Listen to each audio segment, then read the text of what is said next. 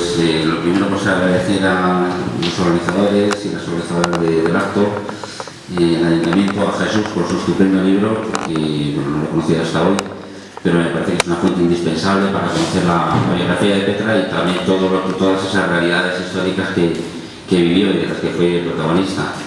A la familia de Petra, por supuesto, en primerísimo lugar, por cómo son, de majos y de majas. Además conozco a Luisa desde hace muchísimo tiempo y bueno, ya estoy al tanto un poco de la trayectoria, ¿no?, de esta familia.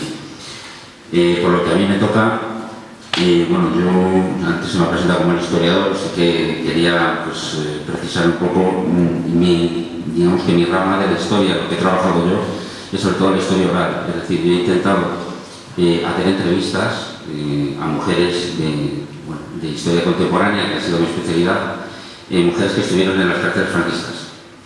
Y entonces eso, claro, para mí ha supuesto una experiencia humana impresionante. He conocido a bastantes de estas mujeres y poquito antes de que falleciesen, porque como bien decía antes Jesús, bueno, pues la mayoría ya han fallecido. Y he intentado pues incluirlas, digamos, en el relato histórico, es decir, lo que contaban, esas vivencias, eso que es la historia oral, es decir, entrevistarlas, incluirlas en lo que es el relato histórico, ¿no? Sí que luego me extenderé un poquito más sobre ello, pero sí que quería puntualizar que si ahora mismo en la universidad pues, están haciendo tesis doctorales, muchísimas tesis, por ejemplo, en Estados Unidos, sobre las vivencias de las mujeres en las cárceles franquistas, y si ahora mismo es un tema, ahí se montan jornadas, congresos, etcétera, tanto desde el terreno de la historia como de la antropología, es gracias a mujeres como Petra. Es decir, que estas mujeres fueron las que primero hablaron de su experiencia, de lo que habían pasado, cuando a la universidad no le interesaba absolutamente nada todo esto. Entonces sí que me gustaría eso puntualizar. Ellas son las verdaderas protagonistas, ellas tejieron un relato, un hilo de memoria que después, pues otras generaciones hemos podido recuperar y hemos podido incluir en este relato histórico. Incluir en el relato histórico es, por ejemplo, pues coger el testimonio de Petra y ir a buscar el expediente carcelario, ir a buscar los documentos escritos y entablar ahí un diálogo, digamos, entre fuentes escritas y fuentes orales que valide, digamos, toda esa experiencia, ¿no? Entonces, en este sentido, pues claro, yo hablo de la experiencia académica, pero también hablo de la experiencia humana. Es decir, por haber entrevistado a mujeres que salen en el relato de Petra, la señora Gallego, la comadrona de la prisión de Madres, bueno, muchísimas mujeres. Mientras preparaba esta intervención, pues yo he contado con dos fuentes que, hablando con Jesús, las ha rescatado en su libro y en su página web, porque aquí está todo. O sea, no lo he mirado con profundidad, pero aquí está absolutamente todo lo que se ha recogido sobre Petra. Y dentro de estas dos fuentes que estoy refiriendo hay una que es esta transcripción de una entrevista que se hizo a finales de los 80 por el Seminario de Fuentes Orales en la universidad. Fueron los primeros intentos en la universidad de entrevistar a estas mujeres. En este caso era una entrevista relacionada con el mundo del trabajo, donde lo que nos habla es de la trayectoria sindical, obrera como bordadora y sindical en la OGT de Petra, y es una entrevista muy bonita. En mi intervención citaré algunas frases de ella, ¿no? Una entrevista directamente con ella, ¿no?, con Petra. Y esta entrevista también está referenciada en la página web de Jesús, o sea que la podéis incluso escuchar. Y luego la segunda fuente es una fuente importantísima que ya desde aquí os recomiendo, que yo creo que ahí está prácticamente todo, que es los libros que escribió Tomasa Cuevas. Tomasa Cuevas estuvo encarcelada, era una mujer de Guadalajara, de Verihuela. Estuvo encarcelada durante, pues creo que cerca de 10 años, en diversos periodos. Estuvo en ventas en el año 39 con las tercerosas como Petra. Las confundían a veces, o sea, las tomaban por hermanas, a Petra y a Tomasa, porque además eran muy menuditas y por el apellido pues las confundían bastante. Tomasa lo que hizo en el año 75-76 empezó a entrevistar a sus antiguos compañeros de cárcel. Ya digo, la mayor parte de estas mujeres no lo pudieron contar. Y eso sí que porque yo creo que a veces por eso tenemos que quedarnos con la idea, ya que han salido muchos testimonios de mujeres que han estado en prisión y que han hablado, pues que decir, bueno, que no todas han hablado. Es decir, muchas mujeres han quedado absolutamente destruidas y no volvieron a citar esta etapa de su vida, no volvieron a recordárselo ni siquiera a sí mismas. En este sentido, un poco la imagen es como de un iceberg, ¿no? O sea, teníamos en la punta determinadas mujeres que han hablado, la propia Tomasa, la propia Petra, etcétera, pero muchísimas otras han quedado un poco pues, olvidadas, ¿no? en lo que es bueno, la historia de este país. Dentro de lo que es ya pasando a la historia de vida de Petra, intentaré no extenderme demasiado, pero ya os he comentado que hay como dos puentes que he utilizado, ¿no? Esta que es la de Seminario de Fuentes Horarias, que se refiere al trabajo de Petra, la experiencia laboral y sindicalista, y la segunda que es la experiencia carcelaria. Respecto a esta primera fuente, que es la del trabajo, leyéndola, releyéndola ahora, en ocasión de este homenaje, me ha impresionado un poco, que es muy ilustrativa, la experiencia de una familia campesina, ¿no? de Orgaz, que bueno, se desplaza a Madrid, aquí en Madrid, que luego nos tendrá ocasión Esteban quizá de hablar, ¿no? Aquí en Madrid, del barrio de la Galicia, del barrio del Ferrocarril, y bueno, esa vivencia también del trabajo de ella como niña, es decir, ya empezó a trabajar a los 7 años, cuidando, asistiendo en casas del pueblo, y ya con el traslado a Madrid, educándose y formándose como bordadora. La complejidad de entrar como aprendiza de bordadora y todo lo que se podía tardar hasta convertirse en una gran profesional de bordado, ¿no? Una mujer que era muy valorada, ya dentro en prisión, cuando tuvo que seguir bordando, estando en la cárcel, era muy valorada por las monjas en ese sentido, las monjas carceleras que se ocupaban de determinadas prisiones en las que estuvo, ¿no? Y en este sentido pues es muy bonito, lo que antes también lo ha comentado Jesús, el sindicato de la aguja, el conocimiento de lo que significaba el sindicato de la aguja, que era diferente del textil, de los telares, y bueno, la evolución profesional de Petra en Madrid, es decir, como bordadora, y después durante la guerra, porque claro, Petra, aquí por ejemplo en esta reseña del País, Petra Cuevas presa por Consejo del Ejército Republicano. Es una reseña que está basada en el libro de Tomasa Cuevas y es muy interesante, está muy bien hecha. Pero quizá el titular sea un poco inexacto, porque no fue presa por Consejo del Ejército Republicano, es decir, parece que no tuvo casi responsabilidad política, que simplemente estuvo cosiendo. Petra durante la guerra estuvo organizando talleres de costura para el frente y fue la principal organizadora en Madrid. Es decir, era una mujer que ya recorría todos los talleres controlando un poco la producción, ¿no? para el frente. En este sentido tuvo una responsabilidad política muy importante. Sí que me quería señalar también en relación con esto del trabajo y la política, o sea, entrar en el sindicato y entrar en el partido, lo que supuso para muchas de estas mujeres, sobre todo mujeres que no tenían formación, que venían del campo, y en este sentido esta iniciación política y sindical fue un camino de emancipación dentro que se daba en las zonas urbanas. Emancipación femenina, cultural, preparándose, formándose continuamente. Y fijaos que en la época que hablamos es el marco de la Segunda República de la Guerra. Es decir, que en este marco hay un crecimiento desmesurado de la personalidad de Petra, de la formación de Petra en estos momentos que hablamos de unos poquitos años. Es muy bonito también lo que se recoge en este testimonio de la proclamación de la República, cómo lo vivió Petra. En este sentido os voy a leer la cita. Y bueno, Petra había estado en la proclamación de la República de la Puerta del Sol, le había cogido un poco toda la comitiva que subía por la calle Alcalá hasta la Dirección General de Sol, hasta el Ministerio de la Gobernación en la Puerta del Sol, con las banderas, etcétera, y entonces aquello la dejó deslumbrada, ¿no?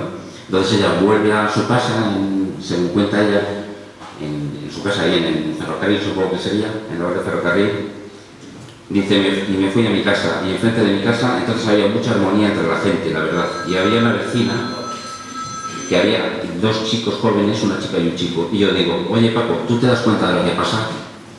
Y dice, sí, que se ha aprobado la República y tal, y no sé qué. Y digo, pues ahora ya somos iguales los hombres y las mujeres. Entonces, fijaos un poco en cómo vivía, en este sentido, Petra, esta vivencia de la República, y la asociaba inmediatamente ya a unas ansias que había ya de igualdad, de una demanda de igualdad como mujer. Entonces esta perspectiva feminista yo creo que es muy interesante. Y entonces el chaval con el que estaba interlocutando dice así, pero como diciendo, cuando dijo ella, pues ahora ya somos iguales los hombres y las mujeres, dice como diciendo, con mucho ojito, así que ten cuidado con lo que haces. Eso lo dijo al chaval. Y dice el otro, continúa el diálogo. Dice, ¿qué idiota eres? Si eso solo pasa en un país. Y dice Petra, digo, ¿dónde? Y contesta el otro, en Rusia. Y pregunta a Petra, ¿y ahí quién manda? Y dice el otro, los comunistas. Y dice Petra, desde este momento yo soy comunista. O sea que fijaos un poco esa evolución que hay de la República al Partido Comunista y asociado ya a una vivencia, digamos, del feminismo. El arte en el sindicato también, lo que nos cuenta en esta entrevista es muy interesante, el momento en que ella se sindica. Porque también habla un poco del proceso de sindicación, cómo funcionaba, ¿no?, en los sindicatos obreros. Entonces dice, bueno, cuando le preguntan a la entrevistadora cuándo se había sindicado, ¿no?, y dice, no, bueno, mi padre era de UGT, de las eléctricas. Y entonces había cobradores, es decir, cobradores, entiendo yo, que serían del sindicato, que se pasaban por las casas a cobrar las cuotas. Y mi hermano, el que murió, enseguida que se puso de aprendiz en un taller, los hombres enseguida daban de alta a los hijos. Enseguida que iban a empezar a trabajar, les daban de alta en el sindicato, los que estaban sindicados, claro. Pues también es interesante para ver cómo los padres sindicaban a los hijos en el momento que se ponían a trabajar, ¿no? Dice, pero a las mujeres, como siempre, nada. Entonces yo, como iba al cobrador a casa, le dije que si conocía algún sindicato de mujeres. Y me dijo, pues mira, está esto, está lo otro. Era muy simpático y dije, pues deme usted de alta. Y me dio de alta en el sindicato de la aguja. O sea, eso también habla un poco de que se sale, claro, en este momento hay muy pocas mujeres sindicadas y es ella la que da el paso, aborda al cobrador y le dice, bueno, a ver, ¿qué hay para las mujeres esto? Pues aquí entramos. Dentro de esta iniciación en la política, Petra en esta entrevista habla mucho y muy bien de mujeres antifascistas, la organización de mujeres, específicamente de mujeres de los partidos de la izquierda, del Frente Popular. Y entonces en este sentido ella lo elogia, y esta organización fue de alguna manera también una escuela de formación para muchas mujeres. Estuvieron atendiendo a los niños represaliados de la Revolución de Asturias y sobre todo se volcaron a la actividad pública, pero pensemos también que las mujeres que habían estado recluidas, sobre todo en las ciudades, muchas de ellas al hogar, al ámbito de lo privado, en ese momento saltaban a la palestra pública. Y saltaban curiosamente a partir de oficios que en teoría eran especialmente suyos. Es decir, pues, coser ropa, etc. Pero ya lo hacían, ese trabajo militante propio, digamos, tradicionalmente propio de ellas, pero lo hacían ya en lo público. O sea, en locales, etc. y se daban a conocer. Entonces, en este sentido, pues también fue esas organizaciones específicamente femeninas. Petra tiene un recuerdo para ellas en esta entrevista. Y luego vuelvo a lo de antes. Ella era voladora, pero claro, de voladora pasó durante la guerra a ser organizadora de talleres.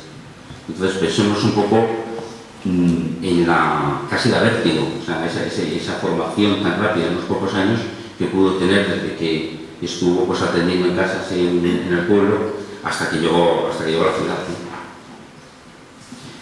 Bueno, la segunda fuente en la que me he basado es lo que os comentaba antes de Tomasa Cuevas, la que te la tomaban por hermana, que la entrevistó en este capítulo, que era la sindicalista. Y entonces, claro, aquí hay una cosa que también me gustaría subrayar. A Petra la conocía todo el mundo en Madrid.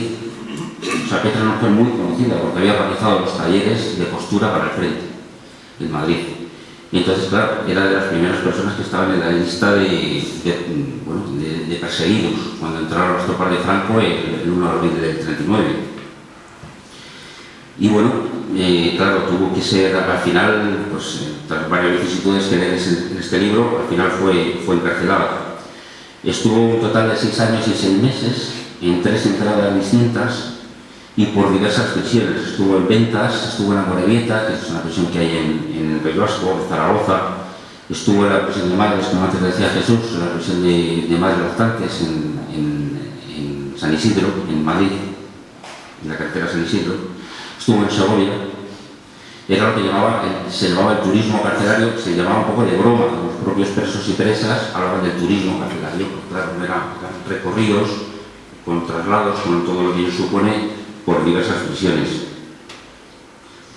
Lo primero que vivió en este sentido Petra fue la venta de 1939, que ahora mismo, claro, cuando Petra está hablando, no había ni películas, no había ni reportajes periodísticos, no había nada. Y estaba contando todo lo que había pasado en 1939, la violencia de las 13 rosas, etc. Ella cuenta de lo que supuso el racionamiento de la prisión de Madrid, que sabéis que fue brutal, eso ya se ha tenido ocasión de conocerlo, ya digo, por películas como Las Trece Rosas o Algo de Olvida. Ella, por ejemplo, habla del debate que había entre las presas políticas en ese momento de trabajar o no trabajar en la prisión, es decir, había tantísimo hacinamiento que se daba, se discutía, bueno, colaboramos con esa estructura de la prisión para mejorar las condiciones o nos oponemos dentro de nuestra lucha política a esta gente y no queremos saber nada. Y sintomáticamente la primera organización, dicen, colaboramos, y la primera organización, la primera tarea en la que colaboran y juntan fuerzas, mujeres socialistas, comunistas, libertarias, es la enfermería de niños, porque lo que estaba ocurriendo en ese momento en Ventas era una mortandad enorme de niños y de niñas, y entonces había que mejorar eso de alguna manera. Como había tantísima gente bien cualificada en ese momento en la prisión, estamos hablando de que había enfermeras, médicas, y había también mujeres que habían organizado la sanidad durante la guerra, es decir, mujeres que tenían una experiencia organizativa en el terreno de la sanidad tremenda, pues contribuyeron un poco a esa tarea. Ahí destacan, y ella menciona, y es muy importante que en el testimonio mencione muchos nombres, mencionan a Juanita Corzo, a Rosa Cremón, son mujeres que estuvieron en la enfermería de niños en ese momento.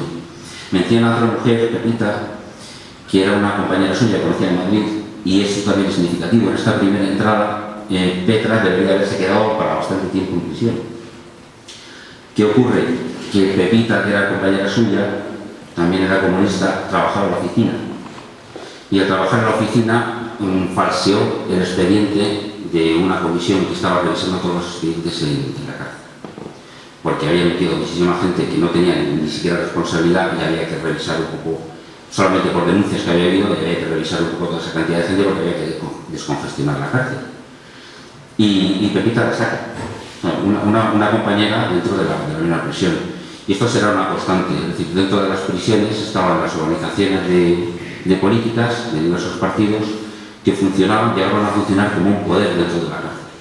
Un poder alternativo al poder de las funcionarias o de las monjas carceleras, digo monjas carceleras porque ya sabéis que las cárceles franquistas, muchas de estas cárceles estaban en labores de disciplina, de control, las jefas de servicios eran órdenes religiosas femeninas, hijas del buen pastor, adoratrices, etc. Lo veréis en el libro, tampoco quiero adelantar demasiado, pero en la tercera entrada en prisión es cuando ella vuelve a entrar en Ventas, tercera vez, y ya está embarazada. Y entonces ella procura ocultar su embarazo. Ella había asistido y había visto lo que ocurría con algunas mujeres que las condenaban a muerte, y si se daban cuenta de que estaban embarazadas, esperaban al nacimiento, al parto, luego esperaban el tiempo de puerperio y las fusilaban. Los niños podían quedar ahí en una situación de desasistimiento, o sea, en muchos casos de niños que perdieron el contacto con, si no había un familiar, una abuela que se hiciese cargo del niño, ese niño perdía, podía ir a parar a otras familias, etcétera, y perdía incluso la memoria y el conocimiento de los apellidos, sus propios nombres, ¿no? Y entonces, bueno, ella en un principio pues, ocultó su embarazo. Al final se descubrió y la mandaron a la prisión de madres en San Isidro, en la carretera San Isidro de Madrid, cerca de Manzanares. Petra, el testimonio de Petra es el más importante a la hora de reconstruir lo que pasó en esa prisión. Estaba dirigida por una mujer teresiana que tenía una mala fama tremenda, era María Topete, que era una mujer muy ideologizada y muy estricta. Entonces, bueno, eso ya lo leéis en el libro, pero se dio un maltrato suplementario. Es decir, ya no solamente ya no era la tragedia de la mujer encarcelada, sino la tragedia de la madre encarcelada con el niño, que tenía pues muy reguladas o reglamentadas las horas de visita, las horas de contacto con el niño, etcétera, no con la niña. Aquí tengo una cita que lo voy a leer sobre esta cárcel. Por ejemplo, cuando nació la niña de Petra, la niña nació bien, pesaba 4 kilos. La camarada Trinidad Gallego, no sé si vivirá, se portó conmigo como una gran compañera. Nunca más la he visto y hay que ver lo que me gustaría verla. Me sostuvo 8 días en enfermería y en ese tiempo la niña engordó 1 kilo. Trinidad Gallego, yo he tenido ocasión de entrevistarla, es otra trayectoria impresionante. Esta mujer estuvo encarcelada, era comadrona, era una gran profesional. Durante la República ya había estudiado como comadrona, y había trabajado durante la guerra en el hospital de sangre, tenía una experiencia tremenda y ayudó a muchísimas de sus compañeras. Cuando salió de la cárcel ella salió desterrada, eso es otra cosa. Algunas mujeres y hombres pues salían desterrados si el informe de su lugar de nacimiento, digamos, de residencia, perdón, no era favorable, podían salir desterrados. En este caso, pues, Trinidad salió desterrada, y estamos hablando del año 50 y tantos, a Barcelona, que es donde la conocí yo. Y dice Petra, di a luz en una habitación que había muerto una niña de tosferina, y como natural mi niña cogió tosferina, porque sin desinfectar la cama que acababan de quitar el cadáver, me metieron a mí con mi hija. Esto lo cuenta Petra en este momento, a Tomás. Y fijaos también que habla de la prisión, y dice, aquella prisión junto al Manzanares daba la sensación de que era un chalet. Y lo gordo de eso es que las familias no te querían sacar de allí, aunque lo pidieses por favor, porque consideraban que era una cárcel estupenda. Claro, el locutorio era pequeño, se comunicaba bastante bien. Luego, todos los días, en la topete ponían en el portal una lista de buenos alimentos que nos daban. Todos los días una lista de buenos alimentos al portal, para que la viesen los familiares. Por ejemplo, un vasito de leche a media mañana, una comida especial, sobre todo las recién paridas. La familia leía aquello y hasta algunos pobres, como no andaban muy bien, pues el paquete lo rapaban un poquito, porque pensaban, en la cárcel está mejor que nosotros. Y todo aquello era mentira, ni te daba leche ni Cristo que lo fundó. Entonces eso también es interesante porque si leéis un poco la publicidad y la propaganda que se hacía en el régimen de los cárceles franquistas de mujeres, esta era la mejor.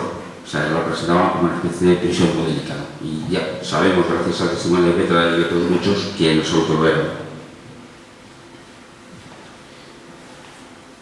Luego hay otra cita muy curiosa, claro, la actividad, la personalidad militante de Petra, pues hizo, claro, después de lo que le había ocurrido también con la tragedia de su hija, que se enfrentase directamente con la topete. Y entonces, bueno, fue una lucha constante, ¿no? Y casi resulta cinematográfica en ese sentido, ¿no? Porque son dos personalidades muy fuertes, ¿no? Enfrentadas. Y aquí comenta una cosa muy graciosa, bueno, graciosa, ¿no? Sobre los niños a la prisión, que ese es otro tema, también por estudiar, cómo fueron las vivencias de esos niños que estuvieron ahí, qué recuerdos tienen. Bueno, eso merecería, digamos, otro estudio, ¿no? Historiográfico. Y dice Petra, fíjate que los niños, te lo digo como anécdota, cuando jugaban en el patio, decían, yo soy la topete, la directora, y la otra, pues yo soy Petra Cuevas. O sea, escenificaban, digamos, ese enfrentamiento en los juegos infantiles. Ya sin extenderme más, sí que os quería comentar que una cosa muy común que me he contado en las entrevistas a estas mujeres era cómo hablaban de sus compañeras, es decir, el sentido que había de grupo, de solidaridad de grupo. Era lo que yo he llamado la tesis de la presión militante, eran grupos muy cohesionados con todas las vivencias que habían compartido. Se ayudaban, se formaban entre ellas, y ponían los paquetes todos juntos. Si había una compañera que recibía menos paquetes y otra que más, los juntaban todos y los repartían. El caso de los niños, lo que os comentaba antes también, son, digamos, ejemplos de solidaridad preciosos, y siempre con nombres y apellidos.